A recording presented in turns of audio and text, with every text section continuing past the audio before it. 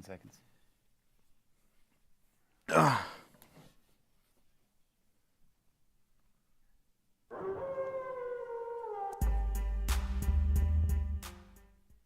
Welcome to another episode of Prime Time. I've got Nick beside me, Jaden on the bench.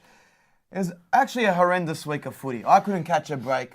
Cowboys cost us again in our TikTok multi. But there was sim bins, there was hair pulls, there was Gus Gould blow-ups on Twitter. So, look, it's not going to be a dream every week, but that's footy. Yeah. How was your weekend otherwise? Good weekend. Caught the Bulldogs game at CommBank Stadium. Yeah, And beautiful stadium. The Eagles pumped them. So as a Canterbury supporter, it was pretty shit. Very rough. But always games at CommBank are great. Great stadium. But we got about 12 to 15 players on the bench. I mean, Phil Gould's been asking the NRL, please, half our top 30 can't even play anymore. Can you just let us play some New South Wales Cup players? They're being very strict on that. Jay, anything catch your eye over the weekend? No, mate. We'll touch on it a little later. But the Arsenal, stuff. Arsenal very just rough. disappointing. Well, what brings me to our fan question. We go through our fan question every week. So if you're following along on TikTok live or live on the YouTube at the JBK Show, give us a follow, subscribe. Also check out our stuff and multis at Picklebet. But Jay, what's our fan question of the week? Fan question of the week comes from Salvatore Leto, and it's, Here we go. why don't you guys talk about the A-League? So he's obviously an Italian. There's probably many reasons why we don't talk about the A-League. I would say, for one, it's not entertaining at all. Look, we're wearing soccer jerseys now. We can obviously, anything I could watch and bet on, I'll watch happily. Just the A-League just does not do it for me in Australia. Who's got the time? Yeah. I'm already a big soccer fan. Like you said, we're wearing the jerseys. I watch the EPL. I watch some of the Liga, Champions League. I don't have time to watch the A-League. Yeah. I can maybe name 4 players. I want to maybe watch it. Maybe get some good players. I'm not sliding any of the A-League athletes. I'm sure they're probably all striving to kill it in England at some point in time. But I'd rather maybe play FIFA on amateur than watch the A-League. I actually went down to Sydney FC versus Perth Glory on Sunday. Where was that? At Allianz? At Allianz. Beautiful facility. With Beautiful. Adam 5,000 Camilleri. people there? Man, it's honestly a waste of a ground, of a facility. There's 5,000 people there. You got your 200 people in the Cove. Sydney FC won 4-1. The only thing A-League is good for at the moment is your Sydney derby. They sell that out. There's flares going off. It's probably one of the better spectacles in Australian sport, like for a regular season game. Other than that, they're struggling. It's really neck and neck between them and Rugby Australia, who's the worst code in Australia. I mean, Salvatore, I'm sorry. Yeah. But maybe when Del Piero comes back, I'll follow along yeah, again. if they get Del Piero back down, I might go catch a few more games. Do you guys see Usain Bolt play there Central He Coast, did the yeah. Central Coast 2 years Mariners. ago or something? Played, scored a couple goals. That's got to be an absolute, like, who would have seen that coming? Let's get the best sprinter in the world and let him play for the Central Coast Mariners. I'd let him more. It's great marketing. It's great marketing. Maybe get him to play on the wing for the Bulldogs, Tigers or yeah. something. Maybe that'll boost some memberships. I don't know. But who was your best team of the week in the NRL? Reverting back to the NRL, who was your team of the week? Team of the week was the Cronulla Sharks, getting a big W over the Roosters. That was massive. Yes, the Roosters played poorly and they had sin bins and all of that, but the Sharks hadn't beat the Roosters for a while. It was well documented before the match, and they had a great game. From start to finish, they dominated, they spread the ball well. Jaden Brayley's my favourite player in the comp. Doesn't get enough credit. He's a Dylan Murphy of last year, Dylan Edwards. He's consistent. He's just like, he doesn't miss tackles. He's got great service out of dummy half. And you compare him to like a Harry Grant and your Damien Cooks, who play Origin. You look some of their service sometimes, it's very ordinary. Yeah, Brayley is one of the most consistent hookers in the NRL. You never see him do anything wrong. He scores a couple tries here and there, and he just gets the forwards going on the front foot and then sets it up for Nico Hines to lay on some tries. And always, what I love about Cronulla, Mulatalo or Sione Katoa score in Anytime each try week. scorers, just take them both. Just to touch on Brayley, so you've got 45 tackles, 1 try assist, 3 tackle breaks, Kids are free. one line break assist. We had to go up against him a couple of times when we were playing under 20s, and I couldn't last 40 minutes on the field. That guy could play 2 games in a row and not break a sweat. He's a fit Aussie that will go all day, and I say he'll be locked long term in with Cronulla. They had to choose between the brothers, and right now they've probably chose better because the other poor bastard keeps getting injured. Yeah, just to hope the knees don't run in the family. Yeah, no, definitely. My team of the week this week, very slim pickings because there was a lot of tough footy to watch, like some embarrassing games. But I'm going to go with the Parramatta Eels. They had a very rocky start to the season, but if you look at the start of their season, a lot of close games. Games that they probably should have won. And for them to blow out, yes, an injury-depleted Bulldogs team, but it just shows you they can be one of the more dominant teams in the comp. They can go for a top 4 finish. If you look at the way the Roosters are going and some other disappointing teams, the way the Dolphins are up there now, I think para, full strength, are definitely a force to be reckoned with in the comp. So just Moses' kicking game, Ryan Madison back and playing good footy. Again, could be a smoky for Origin. I think that they're my team of the week and have been playing probably the best footy in the comp. For Parramatta, for them to actually win these games, I know last year they struggled in games that they should have won, they lost. I think they lost to the Tigers And they last always year. blow out some underwhelming teams. So it's good to see them get the W's that they should be winning. You touched on it a little bit with Bulldogs' depleted team, but I don't think we've covered the kick-out incident at training, and that comes on the back of Luke Thompson's foot, I think it was. What the fuck are they doing at training? Man, Kick out, first it was a head knock. Then he tears his pec off the bone. Luke Thompson shattered ankle. Yeah, Cam Serraldo, I back him because he's very accommodating towards us, very welcoming when we sat down with him, said hello to him at shoe grab. But they obviously must be belting each other at training. I mean, it's 11 or 12 injuries. Kairouz then goes down. Braden Burns pulls out before the game. There's injuries left, right and centre. And a lot of people at the club, you see on your kennel forums or even online, oh, it looks like we've just got another Trent Barrett in there. Oh, it's the same old Bulldogs. No, it's not. They're playing somewhat decent footy, right? You still got Burden leading them out there, but they're just injury depleted. They can't do anything with half an NRL squad. I'd give them the benefit of the doubt. 100%. Especially Serraldo, give him a chance. Bulldogs fans, calm down. The injuries are hurt. They're hurting right stacking now. up too. I mean, was Pangai Jr. hurt in the off-season from training? I don't know. But if that's the case, I mean, as previous players in the junior footy, no one likes playing games during training or hard contact during training. So maybe just take it down a notch. I know they do it in the NFL. Yeah, it's crazy because you don't see any other reported injuries at any other club's training, and you've got your 2 star forwards both out for pretty much a season because of training injuries. Well, credit to Phil Gould and Phil Gould's Twitter. He's always keeping you posted on all the injuries and in detail. Kairouz wasn't an ACL, possible MCL issue. He'll be out for 3 to 6 weeks. But another big one for me was Jack Wighton this week. Jack Wighton calling it quits on State of Origin and representative footy, retiring from representative footy.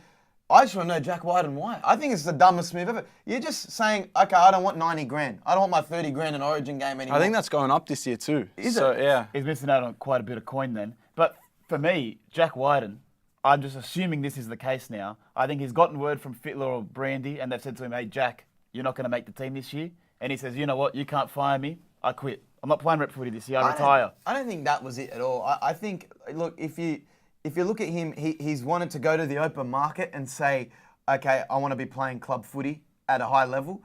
And maybe they're looking at it as if he can maximise his club contract dollars if he's not playing representative footy. Yeah, I mean, really, if you're going to go for a contract, you want the Origin level player under your belt. Because that's what, when you're negotiating a contract, you say, I played Origin, I'm selected for Origin, I'm in that calibre of players that are the best in the comp. So as a negotiating move, it's stupid.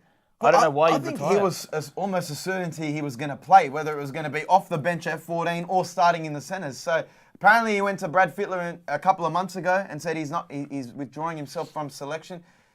Now, that leaves who's going to be playing Origin. I know Cam Murray's come out and backed Suoliti to be picked on the wing this year. He's just come out and said, if he's the best player for the job, pick him. So, very interesting. I don't know where they go from there.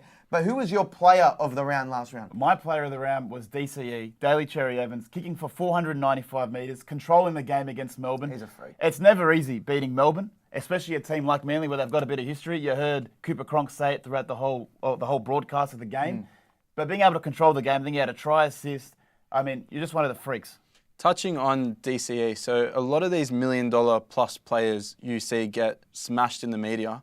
He's one that's just gone completely under the radar since he signed that mega contract of, Because you know what, this guy's worth his money. He's been so consistent. And like I said, when Nico Hines signed that $7 million deal last year, there's not many players that can be under that amount of pressure and be worth it. Like you look at your Luke Brookses, your Tamalolo, who comes and goes with injury here and there. Daly Cherry Evans has been worth every cent for Manly, and he's been their most consistent player. And it showed on the weekend. He's worth every cent of his $1 million contract. Well, my player of the round, I'm going to go with Nathan Cleary, the Iceman. I don't know if that's a bit strange to call him that because I know it's a Top Gun. But look at him go. I haven't seen him miss a field goal. It's not even that he's kicking field goals. It's where he's kicking the field goals. They're all from nearly 40 metres out. To be able to do that with players rushing at you, with what 2-3 seconds left on the clock sometimes, you're a freak, and you're one of the best halves in the comp. I'd say easily the most clutch player in the NRL, no competition. Well, right now, the most clutch player in the NRL, is he the most clutch player of all time, Nathan Cleary? I would say, regular season, who do you want to have the ball in the dying moments? Nathan Cleary kicking a field goal right now. It maybe used to be Cooper Cronk. At an Origin level, he's done it. So I'm debating that he's the most clutch player in the NRL. Like look at Origin from last year. Like when all the pressure was on him to come up with that big play. Like look, I'm not going to say New South Wales fumbled the series, but look at that last tackle option. Look at game 3, and I'm not solely saying it's Cleary's fault, but the halfback plays a big role in that Origin game. I'm just saying, from looking at what he's produced, especially this year with field goals, there's no other player in the competition that I'd want having the ball in his hand, trying to kick a field goal when there's no time left on the clock. He kicked one to tie the game, and then kicked one to win the game. And then earlier this season, that one off the penalty tap, 40 metres. That was crazy. Again, I don't think there's anyone competing with him right now as the most clutch player all in the NRL. time. You said Cooper Cronk. I don't think I saw him miss a field goal, and you saw what he did in Origin, kicking field goals.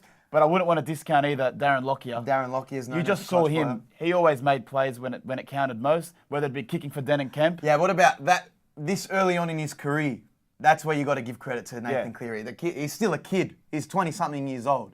So I'm going with Nathan Cleary, and it's just only going to get better for him. I think in my rankings of most clutch players, it'd be Lockyer, Cronk, then Nathan Cleary. But Nathan Cleary still has a lot of time. With 10 more years left in his career.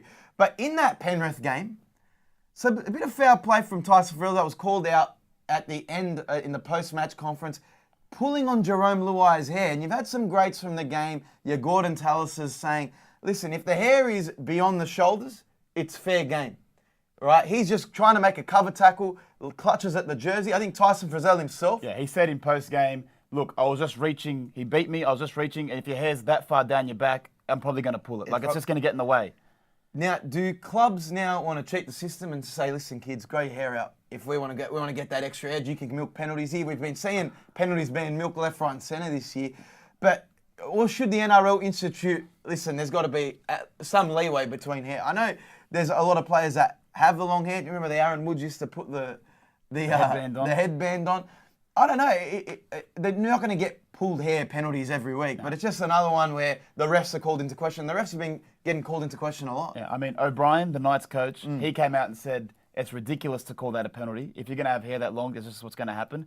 And he's even said, you know what, I may as well just tell my players to start growing their hair out. And you think, okay, maybe some players can grow their hair out, but players like, we've said the Manly Sea Eagles, they can't grow their hair out. Cherry Evans would look like Hulk Hogan if he grew it for more than a year. Yeah, some would struggle. Good old Adam McDougall back in the day for Newcastle. What's his name? Terry Campese, prime Terry Campese, trying to see him grow his hair out. But again, Paul Gallen backed O'Brien, said it's ridiculous to call these penalties, and I agree with him. If you're going to have that hair, you're going to expect it to get pulled. If the game is on the line and you get a penalty on pulled hair, that's a bit rough. I know Frizzell said it wasn't intentional. I'm going to put it out there. If someone had beat me on my outside and the hair's there, I'm pulling it. I'm sure a lot of people want to pull on Jerome Luai's hair. He's known to get under a lot of people's skin. His vision of it here, I mean... You know what it is? It's simultaneous. It looked like he grabbed the jersey and the hair at the same time. No intent behind it.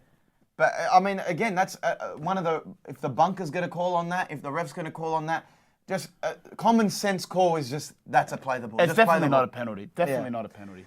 Well, again... Now, Ivan Cleary suggested that Adam O'Brien had his piece to say about it. Ivan Cleary goes, look, with all due respect, that was probably the shittest game we've played all season. So some players have come out, some greats like Phil Gould and your Brad Fittlers and said, do we have to do away with extra time? Is golden point extra time a waste of time? If a game is that close and neither team deserves to go away with no points. So if a team gets beat by 50 is the same a team losing by 1 point in extra time. That's their argument. They're saying we may have to replace golden point. I think that's pretty stupid. We've heard this argument before, and every time it comes up, it's always the most stupid argument you can make. Why would you get rid of probably the most entertaining part of a game? Everyone loves golden point. Even if the game is the shittest game of the week, of the round, there's been no points scored. As long as there's a tight game towards the end, it makes it exciting. And that's what golden point is. And why wouldn't you want to walk away with a winner? NFL, NBA, they all have a Yeah. winner. I know NFL do have some draws, Look, but they have an extra time apart period. from football and soccer overseas, the NFL play till there's a winner. You got the NBA play overtime until there's a winner. AFL don't. So AFL is yeah, just a draw at full time. We've And seen people- AFL and do people that at the hate grand that. final. You, as a fan, you want to go till there's a result. You don't want to be watching for 80 minutes, especially if it's an ordinary game of footy, and then just be a draw. No team is satisfied. And Phil Gould's reasoning, it's not fair, like they deserve to get a point out of that game. No, they didn't deserve a point because they lost. The world isn't fair. Sometimes you go to the 78th minute and you lose the game. That's the real world. Knights, if you deserve to win, you would have charged down or put pressure on Nathan Cleary as he was kicking those field goals. It's that easy. Touching on the Knights, attendance 26,100 over the weekend against Penrith. They're one of the stronger clubs in the NRL. Yeah, but for a team that has been struggling over the last few years, I reckon you got to give credit to Jackson Hastings. I said it last week. They don't have all their players there. Kalen Ponga's been out. He's finally due back this week. But for them to be going the way they are with an injury-depleted team, competing with the likes of Penrith, being in tight games, decided by field goals, they're just playing good footy. And a lot of people were taking a shit on Adam O'Brien over the last few years. Credit to him. They're playing decent footy. They drew with Manly as well. Manly just beat Melbourne. They're not a bad opposition. I know Ivan Cleary said this was the worst game that Penrith has played. But even then he said credit to the Knights. They pushed us. They put us in uncomfortable positions. And that's where I think the Knights are excelling. Judging from the way they're going, are the Knights a top 8 team in the NRL right now? No. I don't think they have the troops to get to when the you eight. compare them to the likes of West Tigers. Yeah, but they're Bulldogs. all bottom 8 Okay, teams. You've well, got to compare them to that middle of the pack. Who's the middle? Warriors. I think they're playing better footy than the Warriors I think right now. I think the team's on lock at the moment for the top 8.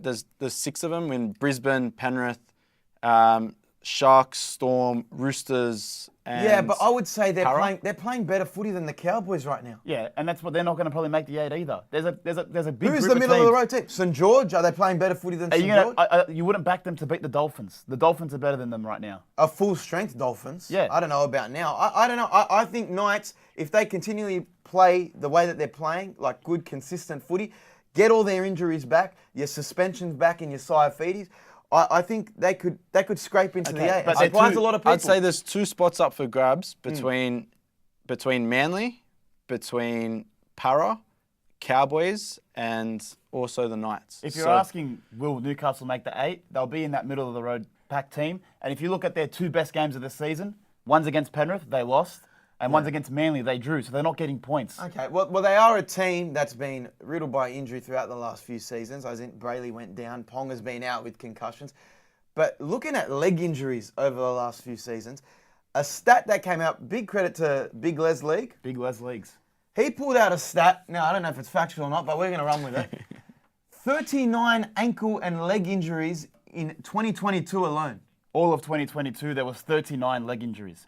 But this year alone, in 2023, season 2023, there's 39 leg and ankle injuries already. And we're only in round 8. Now, I was one to be skeptical of the hip drop tackles and all these penalties and 10 in the bins, but that's an alarming amount of leg and ankle injuries, and we're only in round 8. Big Les Leagues did put out a big article, he did write a big piece in the Instagram post saying the reason there are so many leg injuries this year is because the game's going too quick. The rucks are moving too quick. The 6 again calls are just making people, their fatigue in their legs are just causing more leg injuries. And I think there's some truth to that. I'd like to see more penalties called to slow down the game at times. Yeah, but there's non-contact leg injuries like Adam Dewey. They're just freak accidents. You don't know when you're going to get those.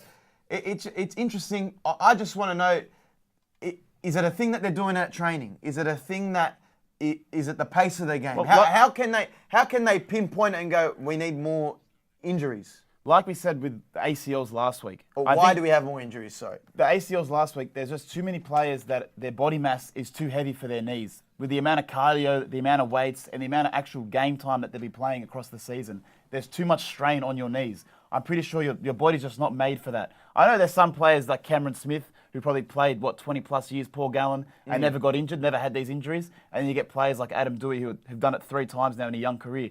So there's probably a genetic thing to it as well. But if you're just going to be looking at it from a perspective of why there's so many injuries, it's because the game's too quick and players are too heavy. Well, a team that has been struggling as well with injuries, whether it be head knocks or suspensions, 10 in the bins. The Roosters are in all sorts. When you say a team's pushing the panic button, it's sacking your halfback. This week, they've upended their whole roster. They've moved Sam Walker to the extended bench. He's not named at 7 this week. They've moved Joey Manu to 5'8". Obviously, they want him to get his hands on the ball more. And you've got Angus Crichton coming back into the squad and Satili Tupanua coming back in. So something needs to give for the Roosters. I think they've been disappointed with the way that they've been playing at the start of the season. They've got one of the most stacked rosters in the NRL. To lose to teams like the Dolphins, lose this week against Cronulla, and I think they could have been the better team. That game could have gone either way. But they've got an aggression problem. They're not playing as a disciplined team. Brendan Smith with lazy penalties. Victor Radley always getting 10 in the bin. Very reckless, always getting head knocks. Is this a solution for him, moving Manu to 5'8"? I think this is a gross overreaction. They're still, like you said, one of the best rosters in the comp. They're just getting troops back now, so give them time to kind of gel, get back to what they were doing last year before.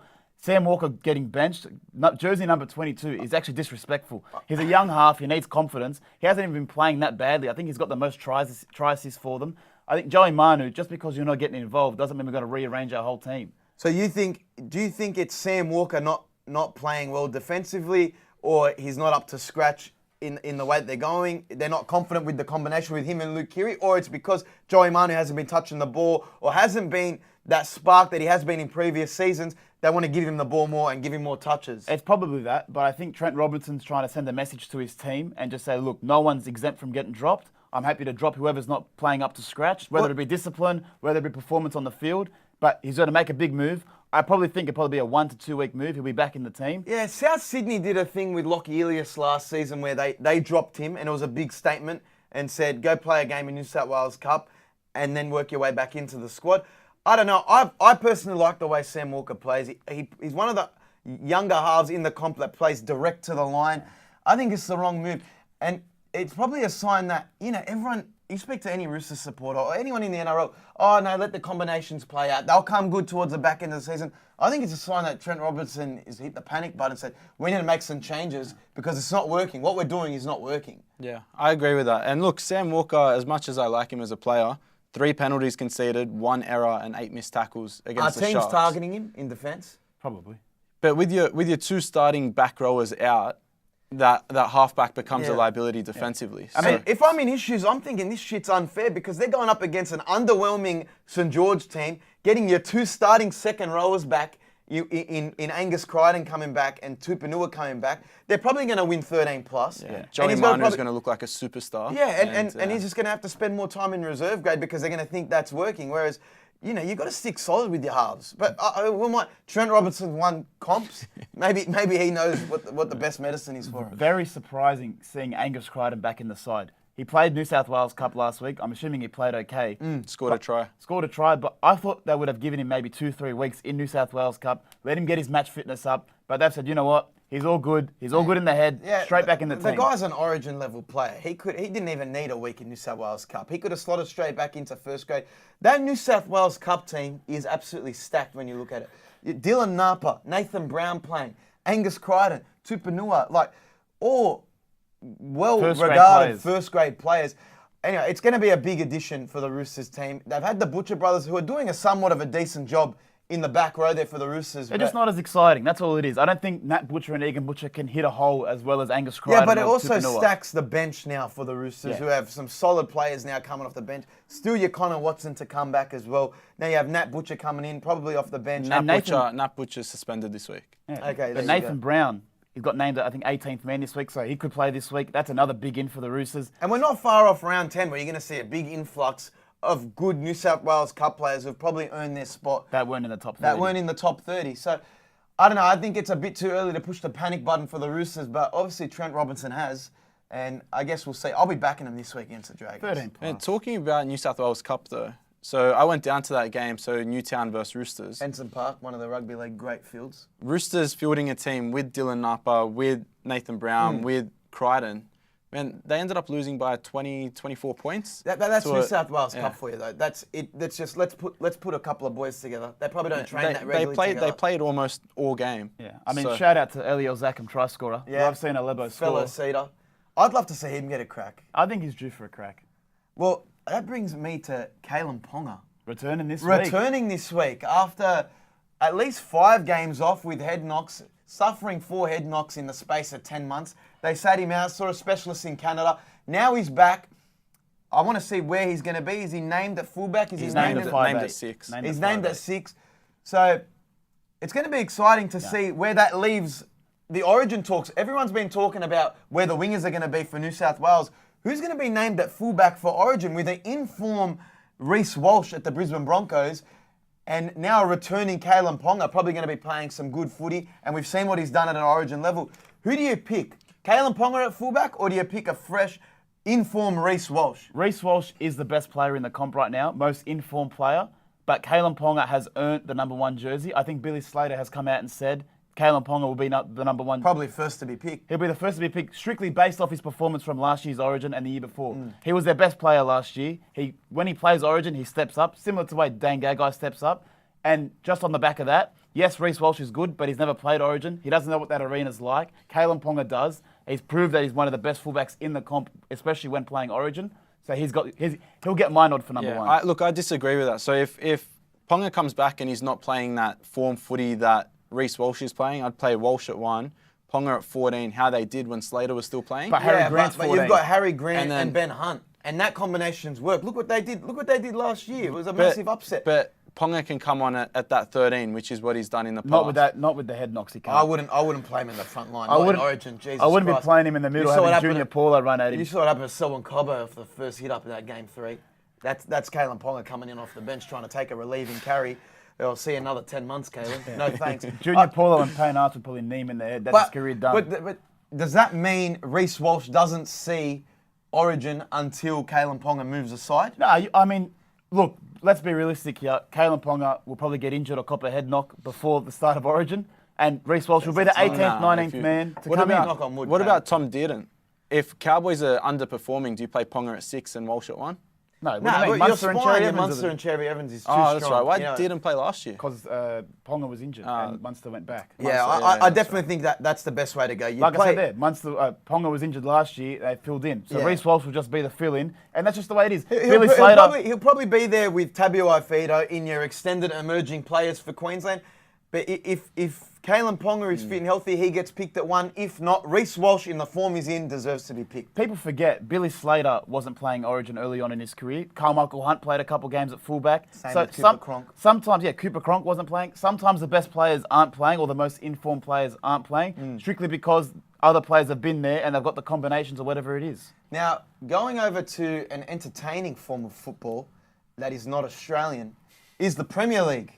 Now, is Arsenal going to choke this Premier League title? They're about to bottle the league. Man City have now come into the betting favourites. Yes, Arsenal are 4 points clear, but it's going to come down to the April 27 matchup, Man City versus Arsenal at the Etihad.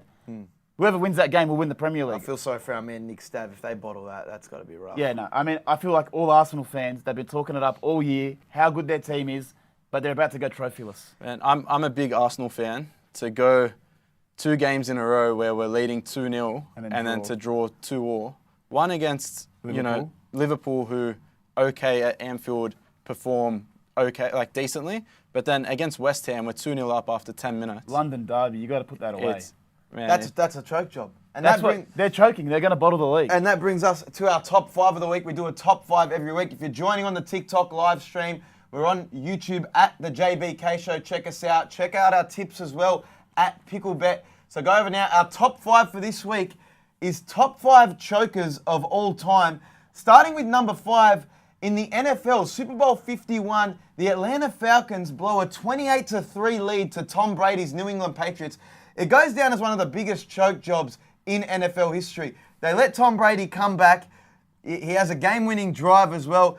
It goes down in NBA history as one of the best, in NFL history as one of the best comebacks.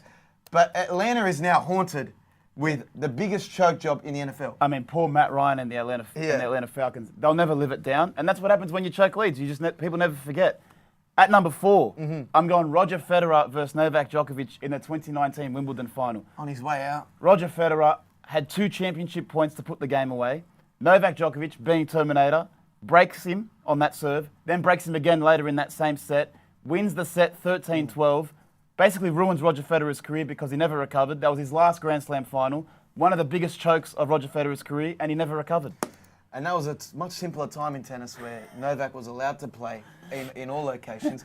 Number 3, I'm going with PSG beating Barcelona 6-1. Losing to Barcelona. Sorry, losing to Barcelona. PSG losing to Barcelona 6-1 in the round of 16, second leg. It was in 2017. Yeah. This was one of the biggest chokes of all time. That could easily be at number 1. Yeah. Very easy. So they won the first leg 4-0. Yeah. All you have to do, second leg, park the bus, don't let any goals in. Just have all your players in formation behind the 50-metre mark. I mean, I know it's not as easy as FIFA, but I'm sure there's a coach call that says, park the bus, we'll cop a goal at most. They lose the second leg 6-1. They let 3 goals in the final 7 minutes, 2 in injury stoppage time. That's easily one of the biggest chokes ever. When aggregate was still a thing, so at 5-1, because PSG had scored that away goal, they were still going through. So that last... So then that last goal, 95th which was minute. 95th minute by a right back from memory, Yeah. is the dagger. Definitely. If you're going to concede that many goals, that could easily be number 1, especially in a game like that, when you could just park the bus. It's a very simple solution. That's all you need to do. I don't think PSG has recovered from that in the Champions League. But in saying that, with everything that's happened with Barcelona, who knows if that was rigged? They probably paid the refs, you're right. Yeah, I don't know. It was at Camp Nou. Yeah. At number 2, I'm going with a local, Brisbane versus the Cowboys in the 2015 NRL Grand Final. Now, everyone remembers this, Jonathan Thurston kicking the field goal. But with a minute and a half left, Brisbane had a 4-point lead. Yeah. Everyone was crowning Wayne Bennett as one of the greatest coaches of all time. 7th premiership. They throw a Hail Mary to Michael Morgan, sets up a try for Kyle Felt. And then Jonathan Thurston temporarily chokes, missing the goal kick. And then everyone knows what happened with Ben Hunt and the field goal to finish it. But we don't want to talk about Ben Hunt being a choker. We'll just say the Brisbane Broncos are chokers. And they were in all sorts, the Cowboys. They didn't know what to do. It was the last play. Jonathan Thurston just throws a Hail Mary to Michael Morgan. They score in the corner. Poor Darius Boyd started crying straight away as soon as he put that ball down. You can see him go straight down. One of the biggest choke jobs in NRL history. But it's only superseded by this choke job. Well, I'd have to say this is easily number 1. Well, when you're talking about worldwide sports, number 1 all-time chokers is the Golden State Warriors in the NBA Finals against the Cleveland Cavaliers, blowing a 3-1 lead in the NBA Finals. Never done before. This was the best regular season team, going 73-9. Yep. Like, again, a lot of good things went the Cleveland Cavaliers' way. Players, getting out. Bogut injured. Draymond exactly Green right. suspended. Draymond Green kicked to the nuts, suspended. But they never lived this down. You're the first team in NBA history to lose. Only team ever in NBA history. Only team ever to blow a 3-1 lead in the finals. It cemented LeBron's career as one of the GOAT conversations, and Steph Curry's never lived that down also. And if you remember at the time, this broke the internet. It was the meme all over the world. You couldn't refresh your feed for the next 5 years without seeing a 3-1 meme. And Steph Curry and LeBron James, for the rest of their careers, they're known for that one series. 73-9 getting upset after being up 3-1. Biggest choke job of all time. And I feel sorry for Steph Curry, but it allowed Kevin Durant to go there, so two rings versus 1. Yeah, and that brings us to an end of our top 5. Very sequential list. We've gone worldwide there. We've included NRL there. So make sure you check us out. That'll be up on at the JBK Show. Also, our tips for this week will be at Picklebet. So if you're tuning into the live on TikTok, check us out at the JBK Show on YouTube. We're talking about another code. AFL. AFL this week. They just had their gather round over in Adelaide. Now, if you're following any AFL pages, AFL in media, or even just AFL pages in general, they made it as if gather round was the best thing since sliced bread. It was a great event, similar to the likes of an NRL Magic Round. You're always going to see those comparisons. But then there's photos coming out of what the AFL gather round was actually like. Didn't really look that good. Crowd numbers were poor, but the weather in Adelaide was poor. It was raining. But McLaughlin, the AFL CEO, did come out and say this was a sellout. Every game's going to be a sellout. We've sold over 190,000 worth of tickets and stuff like that. But it just didn't live up to the hype. It's like the Fire Festival. Yeah. It was the Fire Festival of Australian sport at the moment. I mean, they built it up for so long, firstly with a terrible name. But if you had to go, AFL Gather Round versus NRL Magic Round, why is Magic Round better? Well, this was the topic of conversation over the last couple of days, post-Gather Round. And everyone's come out and said Magic Round was much better than Gather Round. And that was because people had more access to games. Magic Round, you're allowed, all the games were at one venue, Suncorp Stadium. Yeah. AFL had their games scattered all across Adelaide.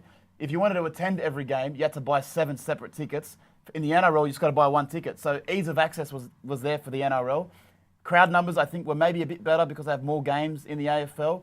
But NRL, I think, just had a better atmosphere outside the stadium. I think Brisbane was a bit more lit up than Adelaide was. And if you look at what people have said post-gather round, they've said it's the Audi version of Magic Round. And that's not me saying that, that's other pundits. Well, not often the AFL has to learn from the NRL, but pull your finger at AFL. I'm sure they'll improve upon that gather round next year. Magic Round's going to be a big one this year, especially with the Dolphins in there now.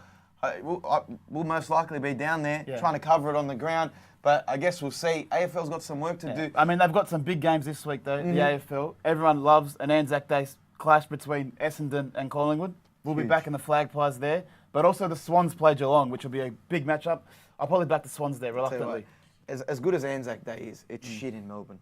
It's just not the same. It's terrible. You play 2-up over here in Sydney. You catch some good games at rugby league. You know, your classic games, your Roosters, Dragons. Melbourne Storm. Yeah, your good Melbourne Warriors. Your good clashes. We spent Anzac Day. We went last year, and it was they don't play. They play 2-up at one pub that has the venue, and old mate that's flipping the coin wanted to go to the Collingwood game at 11 a.m. So it shut down. Sydney, keep Anzac Day the way it is. We love playing our 2-up. Best of luck to anyone playing 2-up over next week.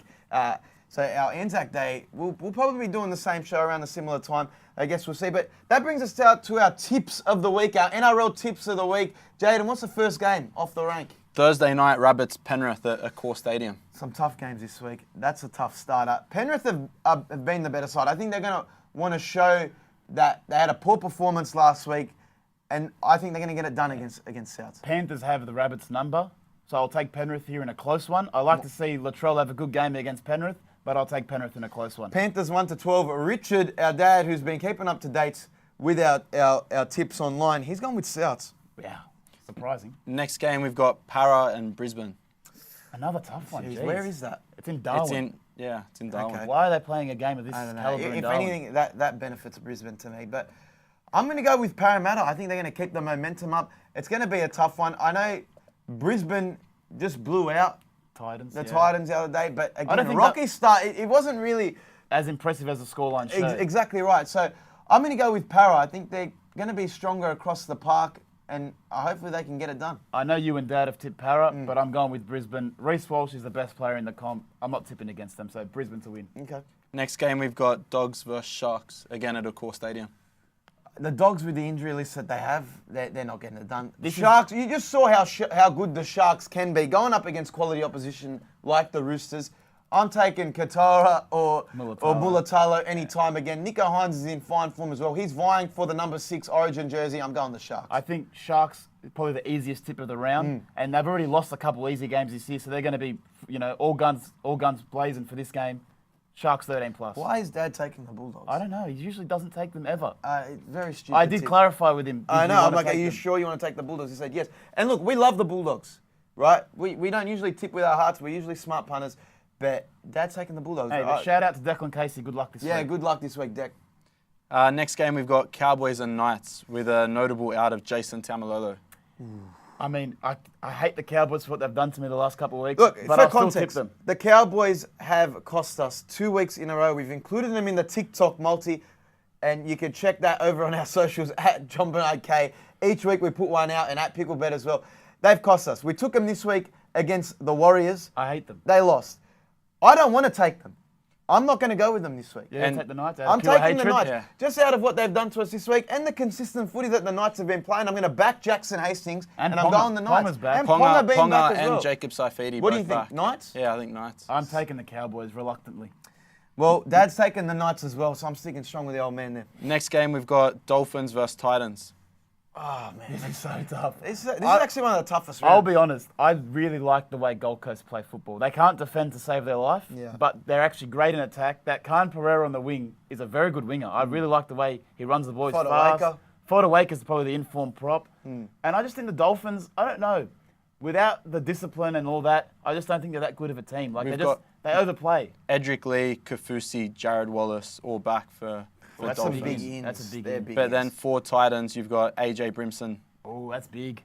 So Yeah, I'm going with the Gold Coast Titans. I think it's going to be a close game, and the Dolphins continue to surprise with their discipline in defence. That's a they're Titans. not the flashiest attacking team, but they get the job done, and that's Wayne Bennett footy. But I'm going to go with the Gold Coast. That's Titans across the board. Richard's gone Titans as well. Last game, we've got Tigers versus Manly. Oh, second last game, sorry. Oh, No, third last game. This is going Sunday all the way to games, yeah. Tuesday. It's Yeah. going all the way to Tuesday. I'm going Manly. Manly, for what they did and how consistent they looked against the Melbourne Storm. Yeah. Josh Schuster back. They're going to win this game. Is he back? Because sometimes he's in, then he's out. He's It's like back. there's always He's a back late this- call. He's back this week. Not that Cooper Johns has been playing badly. They just look better when Schuster's in. And it's just the fact that this game's at Campbelltown. Mm. But what bugs me is Dane Laurie's picked at 14. Just start him at fullback. Benji, Tim But maybe Sheen. they're happy with the way that Charlie Staines is No, playing. no, Nah, he's moved to the wing. Staines, yeah, They've named it's- a kid on debut. What's his name? Buller. Buller. Yeah, Well, I don't never heard think of he'll him, be yeah. as good as Dane Laurie. I think they've got something against Dane Laurie. Expect him to move probably Well, prior to listen, June I don't 30. think they got something against. They're just trying to chop and change, and hopefully something sticks and works for them. Because by the looks of it, if they don't win this game and they go 0-7, Yeah. it's looking very rough. Well, for this the is their Tigers. most winnable game at Campbelltown. Yeah, because going into next week, I believe they got Penrith. So again, they lose this. If Yeah. they lose this week, it's a guaranteed loss the next week. You don't want to be a Tigers fan. But yeah, that's Penrith. So that's Manly all around. And now we go to the Anzac Day games. We've got Roosters and Dragons. Yeah, we said this before. Roosters 13 plus. Mm. Crichton back. Tupanua back. Matt Lodge off the bench. Manu being told, get your touches on the ball, run a bit more. Pull your finger out. They're gonna have a field day. I think it's gonna be a 13 plus Roosters. win. I'm still expecting Sam Walker to play. I think he'll be a late inclusion. I think they're just doing this for some reason, maybe to send the message. Nah. I'm expecting him to play. It's a message from Trent Robinson. It's too disrespectful to drop him. And we back Sam Walker, but it's Roosters across the board between you and Dad. So So if Sam Walker plays, in your opinion, what Manu just pushes straight back Yeah, to the centres? Momorowski just goes. I mean, Momorowski's been available all season. They've decided to play Hutchinson. For this week, they want to play Momorowski. it's going to be the talking point of the round in terms of emissions, but I think Roosters still get the job done. And then we've got Melbourne versus Warriors. So Nelson Solomona's back for Melbourne, who's a Is big Nick inclusion. Meaney back into the side? Nick Meaney's also back. Okay, so this is pretty much almost a full strength Melbourne. Bar Pappenhausen. Yeah, and bar maybe some outside backs. I'm going to go with Melbourne again. Melbourne coming off a loss, you're always going to take that bet. I've always said always bet against the Warriors, except when they're at home, because look what they did to us last week. But this should be They are a at home. Melbourne defeat. They are at home, and I'm going to back the opposing team again. The game's in New Zealand. Oh, no, it's in Melbourne, isn't it? Games in Melbourne. Okay, Yeah. sorry. The game's in Melbourne, thankfully.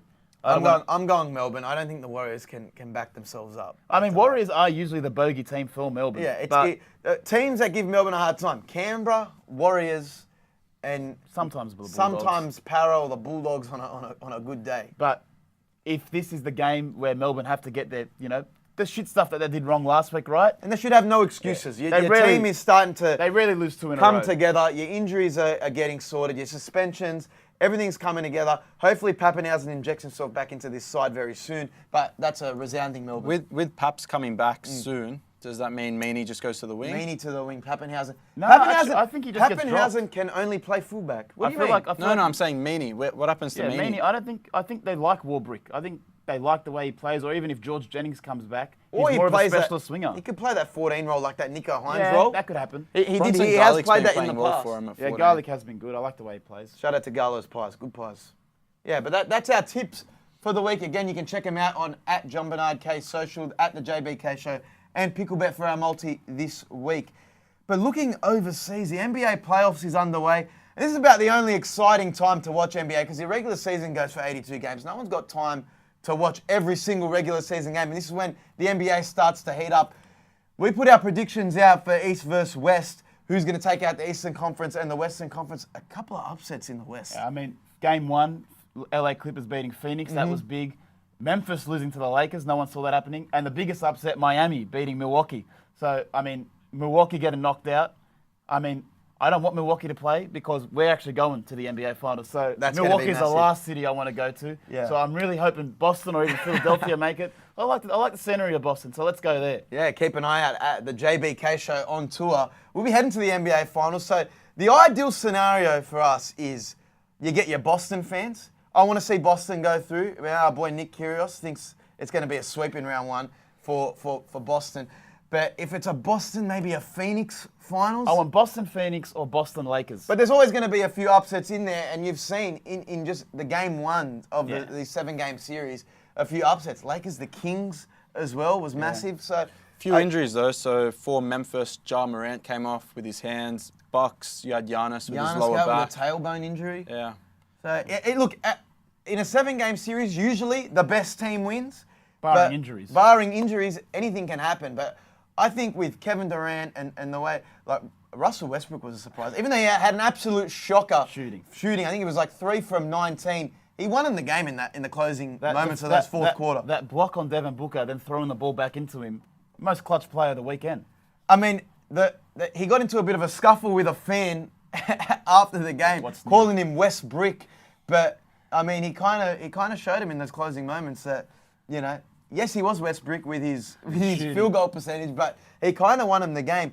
Now, moving over to UFC, Jon Jones, looking at possibly a retirement fight. He says on Twitter, how good it would be to have my retirement fight at Madison Square Garden against a Stipe Miocic. Who's regarded the greatest heavyweight of all time. He says, if that's my final fight, let it be where I'm from, and let me go out on top beating the greatest heavyweight of all time. In his hometown, I think he makes a meal of Stipe. If he walked over Cyril Gane, I think he walks over an old, battered down Stipe Miocic. Fireman, Stipe. Yeah. Miocic. When was Stipe's last fight? Was it against when he got knocked out by Nagano? I think the UFC heavyweights have slim pickings. There's not a lot of heavyweights you can go. They've got a personality to sell a fight and are regarded as great wrestling or great striking. Stipe's past his prime. This is strictly just to, I think, pat the stats. Get a payday. Get a payday, but also build up Jon Jones' legacy now post all the drama. Man, Stipe's 40 years old now, and his last fight was just over 2 years ago, where he got brutally knocked out. So calling him out, the UFC do an awesome job of advertising any fight, but the fan fight would be Jon Jones versus Ngannou. I think they're going to build to that. I think let Jon Jones have another fight at the heavyweight level. Well, look what they did to Costa. They said, yeah, see you later, kid. We don't want to sign you. And then they bring him back on. Yeah. I think Francis Ngannou's playing his waiting game. He'll get his money, and they'll come to some form of an agreement. Apparently, he tried his hand at boxing, and they said he was being unreasonable, asked for too much. I think it was bare knuckle. They said, who's got Chael Sonnen over there. Him, hey? Imagine a copping a bare knuckle punch from him. But they said he was being a little bit unreasonable in terms of the payday. So eventually, you're going to see a Francis Ngannou versus Jon Jones. That's a massive money fight. And it's all guns blazing for the UFC. That's if you get there. Jon Jones has said this could be his last fight. Nah, I think he reiterated on Twitter that he's got an 8-fight deal, I guess, and a lot of fans saying, please, we just got your back. Please don't retire. We need some entertainment. So he's not retiring. In the UFC heavyweights. Yeah. He won't retire, but I mean, it would be a great way to go out in your hometown, Madison Square Garden. He was meant to headline the UFC International Fight Week in July, which is just, fights are in and out in terms of the UFC. I'm still looking forward to the the Ultimate Fighter, with Conor McGregor and Chandler. So that could be a good watch, and that will be leading into McGregor's return fight. He's in the testing pool. He's made that clear on Twitter that he's in USADA's testing pool. So it's looking up for UFC back into the year. Who knows? JBK Show Tour, we're hitting up the NBA Finals. We may be catching a McGregor fight or a Jon Jones fight in the back end of the year, so keep an eye out for that. But that is prime time for this week's episode. We'll be live at 5 p.m. each week. Next week, we've got Anzac Day week, so keep an eye out for the show on Monday or Wednesday. Most likely Wednesday. Yeah, we'll keep you posted on that. But thank you for your time. Make sure you check out our page at Jon-Bernard K, at Picklebet for our tips and picks. And always, best of luck.